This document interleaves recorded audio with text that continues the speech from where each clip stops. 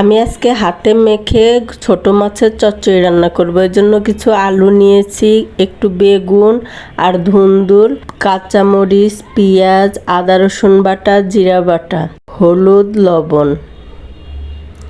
এখন দিয়ে দিব তেল, পরিমাণ মতো তেল দিয়ে দিলাম। এখন আমি সুন্দর করে এগুলাকে মেখে নিব। হাত দিয়ে সুন্দরভাবে এই মশলার সাথে তরকারিটাকে একেবারে মিশ করে নিব।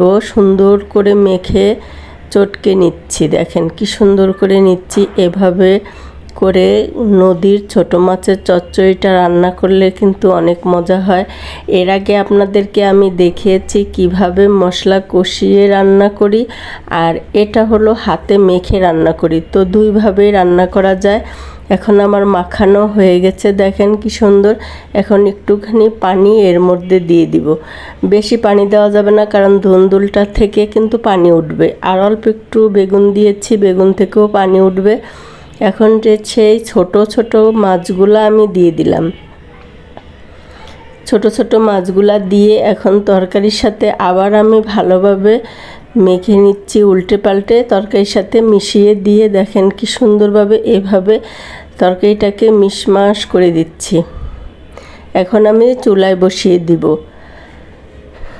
আমি অনেক দিন যাবতই এবার গ্রামে এসে বেড়াচ্ছি, কারণ আমার খুব ভালো লাগতেছে গ্রামের পরিবেশ এবং গ্রামের খাওয়া দাওয়া, থাকা, ঘোরাফেরা আমার খুবই ভালো লাগতেছে।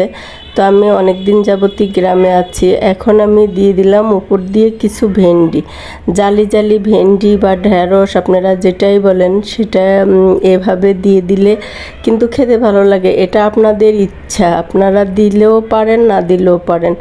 যদি খেতে ভালো লাগে তাহলে দিবেন, আর যদি খেতে ভালো না লাগে তাহলে দিবেন না।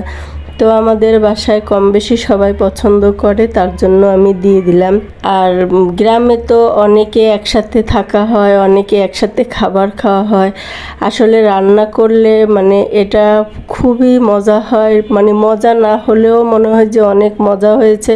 সবাই একসাথে বসে খাবারটা খেতে কিন্তু খুবই ভালো লাগে, অন্যরকম।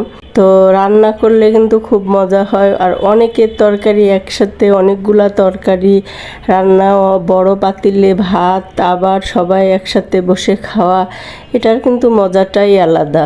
তো দেখেন আমার চচ্চড়িটা প্রায় হয়ে আসছে। এখন আমি কড়াইটাকে ঘুরিয়ে ঘুরিয়ে পানিটা শুকিয়ে নিচ্ছি, কারণ একভাবে যদি রেখে দেই তাহলে কিন্তু নিচটা লেগে যাবে, পুড়ে যাবে, আর পানিটা শুকাবে না। সেজন্য আমি কড়াইটাকে এভাবে ঘুরিয়ে ঘুরিয়ে চারপাশটায় পানিটা শুকাচ্ছি। তাহলে আমার চারপাশটায় আগুনের তাপটা লাগছে, আর পানিটাও কিন্তু শুকাচ্ছে, আর তলাটা কিন্তু পুড়ে যাচ্ছে না, লেগে যাচ্ছে না। তো চচ্চড়ি রান্না করার কিন্তু এটাই পারফেক্ট নিয়ম, যে কড়াইটাকে ঘুরিয়ে ঘুরিয়ে পানিটা শুকাতে হয়।